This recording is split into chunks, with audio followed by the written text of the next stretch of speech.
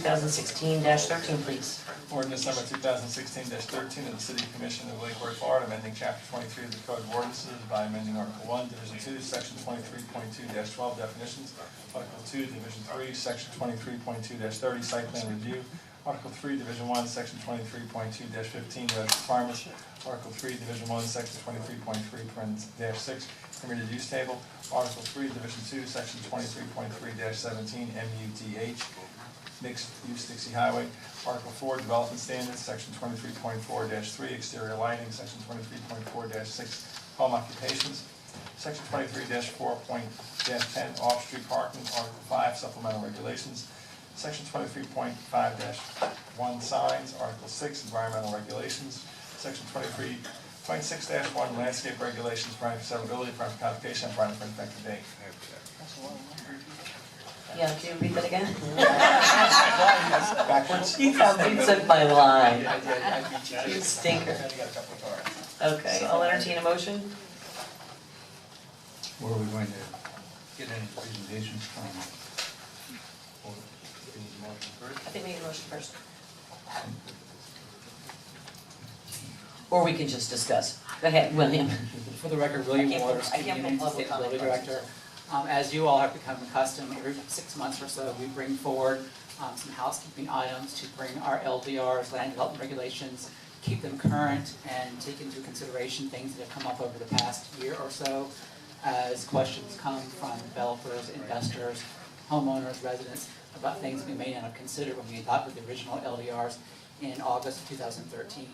I know that there is some consternation about some of the things that have been proposed, and I understand there's quite a bit of erroneous information floating around about what's included in what we have proposed in this series. It's mostly housekeeping items. There are several definitions that are being enhanced or at least brought into the real world. I think the most important one is that we're including lumen in our LDRs, because that's also used in the Siemens project and a couple of other areas. There are some uses that fall into our categories related to pharmaceuticals, medicine, and research and development that we had not completely embraced. So I'm just going, this is the attachment. What is underlined is what is being added to the LDRs. If you see things that are strucken out, that is being removed. The rest of it is already in the land development regulations, which is chapter 23 of the city's municipal code. I had a couple questions on some specifics, just in regards to, did you have a whole presentation you want to do first? Or? Well, I'll go through all the changes, and you can pose the questions now if you like. I can jump around. Whichever you guys prefer. I have questions. Okay, I'll continue while you can decide what questions you can ask. We had some inconsistencies under Florida statute with our advertising, so our advertising table has been corrected and reflects the appropriate advertising for the various types of activities that come before both the Preservation Board, Planning and Zoning Board, and also the City Commission. There was a couple of site plan enhancements that we had to take into consideration. We had changed the minimum size from 10,000 square feet for a medium-sized use back down to 7,500, so we have consistency through our code. There is a permitted use table change related to drive-throughs for financial institutions in the downtown. You'll see another request regarding that in probably a month or so. We have cleared up some inconsistency confusions over whether or not single-family houses and two-family houses will be allowed in our commercial districts, such as Dixie Highway, Lake and Lucerne. We've cleaned that up, which is a number of different districts. The exterior lighting requirements have been updated to include the lumen that we just talked about in the definition, and some more components related to compatibility and aesthetics that are required when lighting is provided for a site. Under home occupations, which I think a lot of people have been misinformed, the part here, this is the actual section from the code. What you see stricken out is what's being removed, what's being added in. The staff and both the Planning Board and Preservation Board have been discussing trying to bring this up to current standard for a while. We did not make very many changes back in 2013. The only change since that time has been allowing more than one home occupation in a specific residential property. So we have now added a better definition of the types of uses that are allowed in a home occupation. The limited use has been clarified that it's only the residents of the premises, not other people that may come and visit the property and try to open a business. We have had issues with code compliance with that. The limited equipment, which was the biggest complaint, the original one that said no equipment shall be used on the building site except telephones, typewriters, personal computers, and mailboxes. We have now fixed that to allow home computers, printers, and other office-associated equipment. Horse and buggies. We don't have horse and buggies, but we almost did. And it came up the other day about typewriting. I said, I don't know where to find a typewriter. So I have, so we have fixed number 5, which relates to limited equipment. And then later, we have added 2 other things to help with code compliance of home occupations. One is the noise level that we are trying to regulate better, that activities related to a home occupation should be between 9 a.m. and 9 p.m. And if the level of the activity detracts from the residential character of the neighborhood, then a code compliance activity could be undertaken. That's the extent of the changes that were supported by both the Planning and Zoning Board, the Historic Preservation Board, as well as staff. There has been discussion of other things being brought forward, but during a workshop presentation at this point several months ago, there was no consensus or support from either board to bring forward those expanded type home occupation activities. And so we brought forward just the housekeeping portion. We've included an exception when it regards to parking. That was a little problem for historic properties. We've dealt with a temporary sign issue that has come up when a project is coming, and instead of the sign, a temporary sign and a long-term sign now have the same setbacks. The most extensive changes are dealing with the landscape code. You did get a presentation from the tree board. We have been struggling since the LDRs were adopted. We had the original landscape code that was done, I think, in 2011 or 10, and it was very good from a residential standpoint, was rather lacking when it comes to commercial. And so we have seen the manifestation of what we have in the code in some of our new commercial properties, and Mr. McGrew and I have discussed, as well as both of the boards, that we felt that it was deficient and we needed to have more elaboration to encourage a broader array of types of trees, having a specific way to count the trees when they are applied to a site and then where they're going to be. So, and we've provided that change. You will see another change for the landscape code later this year, dealing with the administrative piece and dealing with current standards and specifications. This also addresses some inconsistencies when it comes to putting landscaping in the parking lot versus open space on a property, as well as the perimeter boundary. And that is the extent of the changes that are being proposed at this time.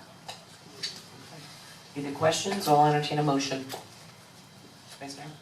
Well, I'm not going to give you a motion. I have some comments on the home occupation piece. First of all, I'm reading much of the strike-throughs and the underlines and whatnot, and I see something looks more like a solution looking for a problem in terms of what we're trying to accomplish here. Let's start with paragraph A, purpose. Okay. You've struck it, I got me saying, struck it. Thanks a lot. I strict it. You have stricken home office space and added business, profession, or trade conducted for gain. I don't see that that's a necessary change. I'd like to see that reverted back to the way it was. Also, in B, number 1, limited use, you've stricken the word the person who is licensed to do so and is a resident of the you've stricken those words and limited and only using the words residents of the premises. And that needs to revert back to where it was before. May I ask you just one question? Because I had a question on that same one. I just wanted to ask your clarification while you're discussing it. I had put persons who are licensed to do such. If they're licensed, either persons, like, for example, when I first moved into the city, I had my business and I had my occupational license with the city and whatever, and I was in Lake Worth. My husband also had his business office where he did his bookkeeping in the house, and he also had an occupational license. So, therefore, we're persons, not person, meaning this person meaning you can only have one, and my husband and I both had our businesses. That would be 2. And I see later where it says 3, so say I had a child and they taught piano lessons, that would be 3. Well, my interpretation here, Madam Mayor, is that by striking the words, the person is licensed to do so, and only leaving the words residents of the premises, it now reads, and only by residents of the premises. I agree, that's what I'm saying. And it really waters down the whole, Well, chapter 14, business licenses, business tax receipt, use and occupancy covers this, that any profit generating activity in the city requires a business license. We were trying to keep it from being redundant, but I don't have a problem with okay, then making some let's modifications. go back in. And also, the next sentence needs to be unstricken. Also, let's see here. Did you get that? The last sentence needs to be unstricken?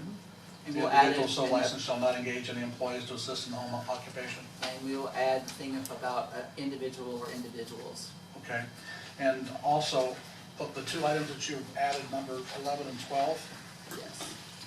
let's start with 12. May I ask a question on that again too? Yeah, So if I have a bookkeeper that comes to do the books for my business, is that now illegal? According Yes. to the proposals that Commissioner Maxwell is suggesting. As a subcontractor, it's not an employee. At your home though? Hmm? At your home? I'm saying if I'm occupied, if I had my business, like I did 15 years ago, whatever, and I have it in my house, and I have to have a bookkeeper at the time, remember there was no QuickBooks Online back then, back in the old days. That bookkeeper cannot do any activities in your home. I How is it certainly, being written? Is it being changed now? I certainly, I have a number of comments on these. I certainly have a different view than some of the ones that Commissioner Maxwell is espousing. And if I might, Madam Mayor, Well, let's have You Vice might Mayor want to let me finish finish this. my comments. You Yeah, I can- was just interrupting because he was, Okay. I was chiming in on the item, just to question. Sure. Sorry. Anyway, number 12, if a home occupation reaches a level of activity that detracts from the residential character of the area, it shall be considered a commercial or business activity and shall be required to relocate to an appropriate zoning district where such use is permitted. Absolutely unnecessary. How are we going to enforce that? It will be co-compliance activity, 162? yes. And that process takes how long? Well, right now, we have nothing to really go back on to enforce if an activity seems to grow beyond what a home occupation is.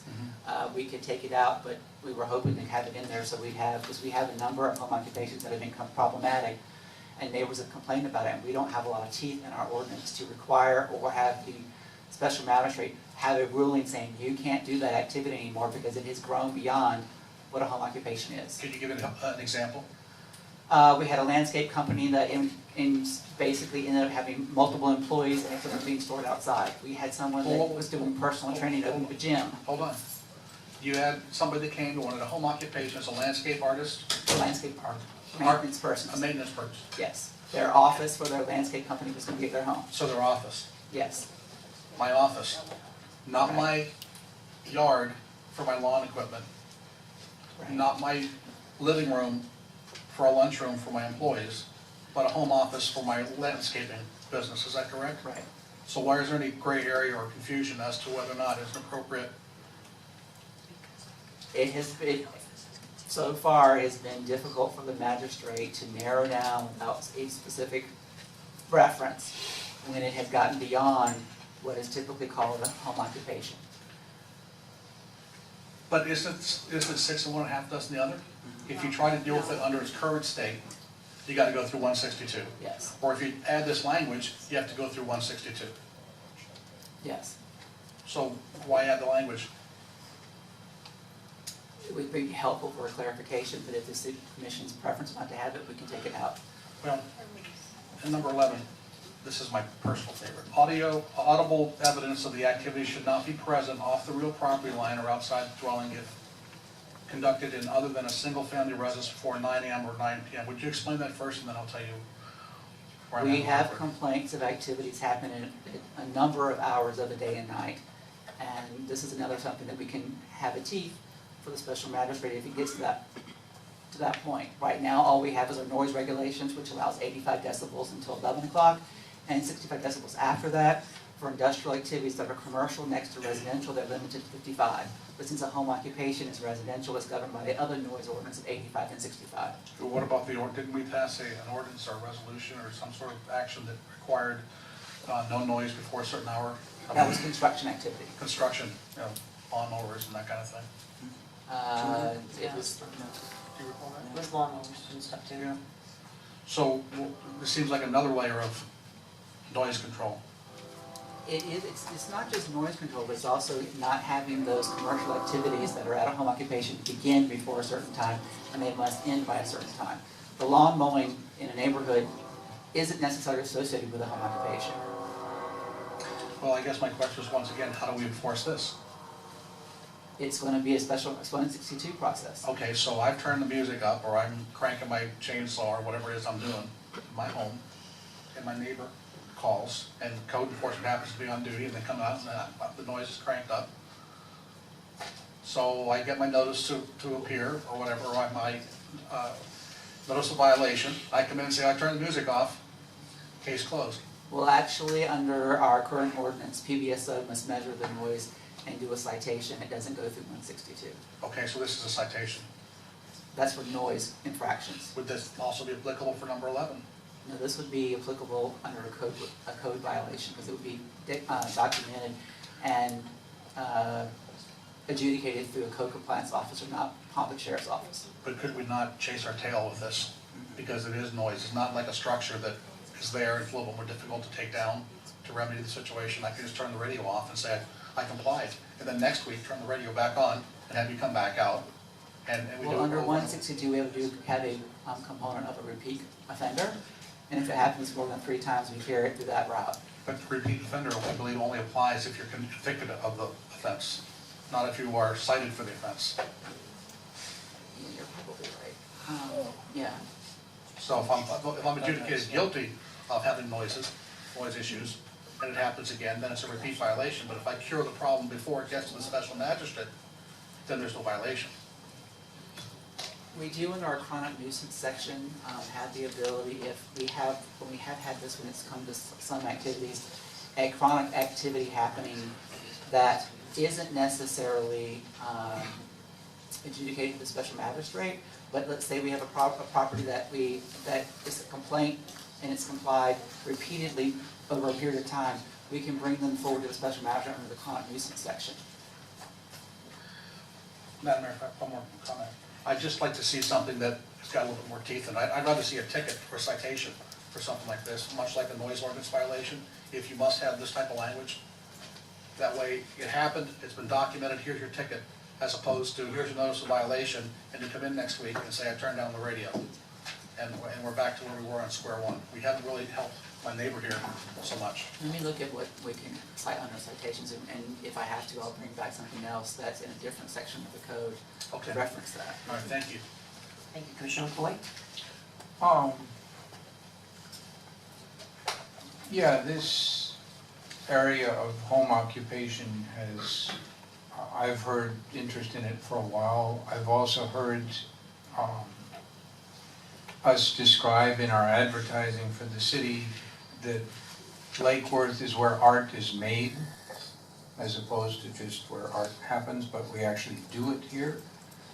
And I've heard for years, for as long as I've been involved with the city, either planning and zoning or on the commission, I've heard artists complain that not everybody is in the financial position to be able to afford a separate studio to buy one of the artists' offices downtown, or nor do they necessarily want to live in that area. They might want to live somewhere else. And right now they have 2 options.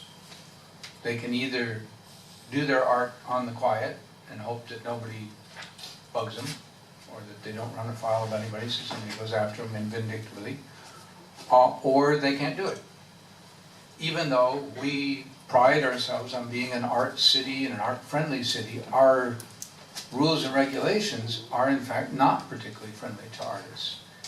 And I totally hear Commissioner Maxwell on his concern, particularly I think with items 12, that if we're going to have some rules, let's make sure they're ones that have clear definitions and a clear path for enforcing and so on. I think you raised some good points of,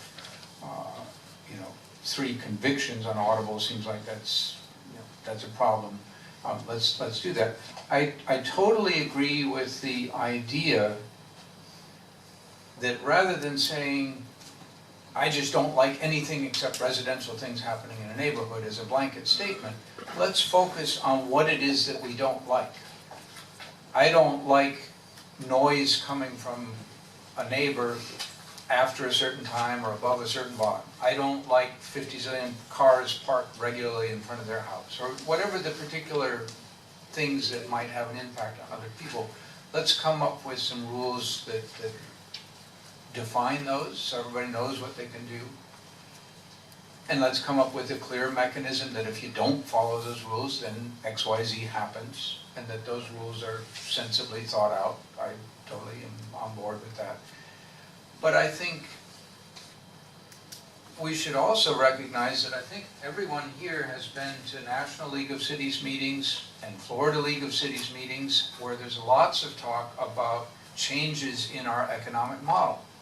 The old model of suburbia where you get up in the morning at 7 o'clock, you get in your car at 8 o'clock, you drive off to work for some company in a totally different place than where you live, and everybody did that. That model is rapidly disappearing. There's a much wider range of ways that people make a living. And I think everybody who's on this commission is pretty interested in the idea in economic prosperity for our community. So it concerns me greatly that we would set obstacles in an arts community that wants to advertise itself as arts, that we would set obstacles making it harder for people to do art here. And so, the first one that Commissioner Maxwell that you raised is the purpose was changed, the suggested change was don't restrict it that people can only have a home office space, but let them have a business or profession or trade. I don't know about trade, again, some concern about you need to build in some mechanism. You're going to set up, a foundry in your front yard and be pounding iron all day long or something. That might not be such a good thing, but deal with that with noise issues.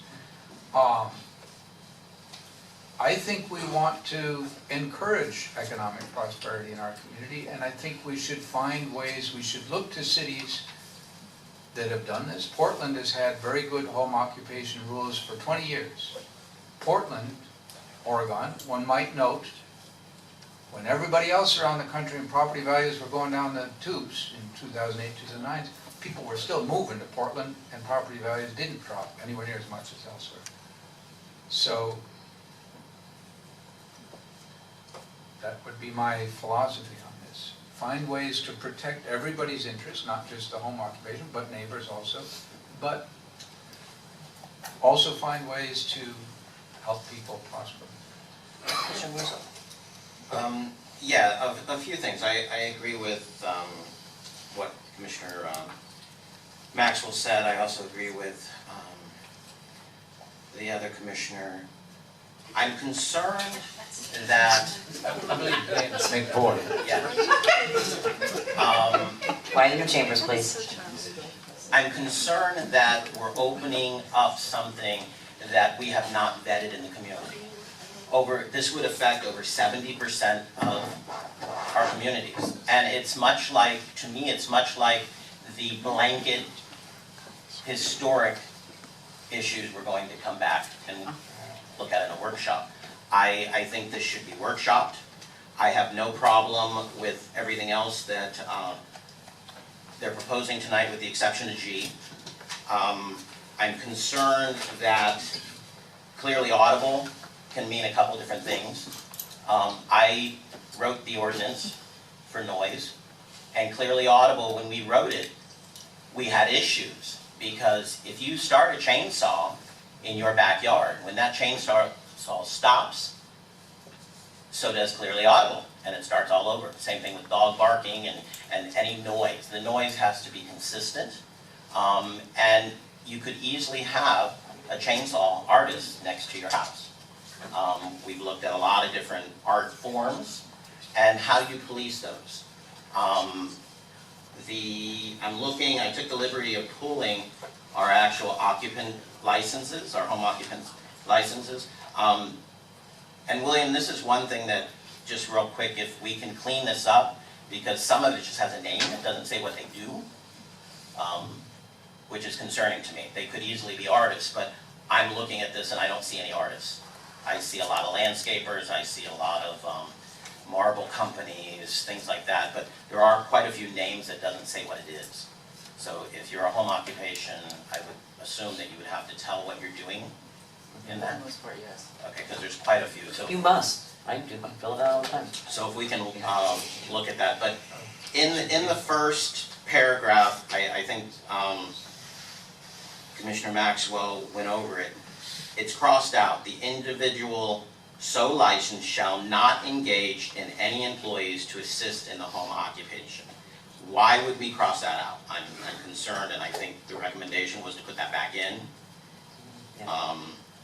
So, again, I would support putting that back in, but when you were talking about 162, and there's a lot of licensed people on here, home mechanics, that we've had issues with them doing on their property, landscaping equipment, trucks. If we're gonna clean this up, let's clean it up right, let's do it once, and let's also open it up for the community to vet if we're going to, put that out there for 70% of our community to be changed. We're changing single-family neighborhoods to, in essence, business. That's my concern. Vice Mayor? Thank you. I'd like to make a motion, please. Could I just, I want Okay. to, do you mind if I have a chance Good to? mayor. But I'd like to talk once in a while. I just want to make a couple of references. I've made my points when you were talking about it, because you were going through a lot of the ones that I was interested in as well. I'm probably, I don't know, am I the only one up here with an arts degree? So, when I talk about the arts, I get excited about the arts, and I love to talk about the arts. And I've talked with people on different sides of this home occupation and whatnot, and I brought up my own personal life with my business, my husband's business. Is it gonna be illegal to have a bookkeeper come to your house and do your books, whatever? One thing is really important, and I've listened to both sides of an argument that's apparently been going on here for a while. I love Austin, Texas. I love Portland, Oregon. I love a lot of the things that they've done and how progressive they are and whatnot, and the arts communities. One thing that they are that we're not, they're big. And there's never been any studies done when we talk about this whole movement. The one thing that I haven't heard is a study done on traffic. We have homes on 25-foot lots. We have homes that don't have driveways, which means the automobiles, the traffic, all this stuff hasn't been talked about. Ideal-wise, I like the thought of doing that. Hey, I had my eye doctor down the street from my house who had a shingle out in front of his house. His family lived in the main house, and in the basement was his eye doctor office, and that's where I got my eyes done. And I was used to seeing it was a very small shingle. It was about that big, and it hung from there, and you knew that was the doctor. But that was also 2-acre, 3-acre zoning. It was different types of cities. Our homes sit on top of one another, basically turning a half a block with 4 commercial businesses into a commercial district as opposed to a single-family residential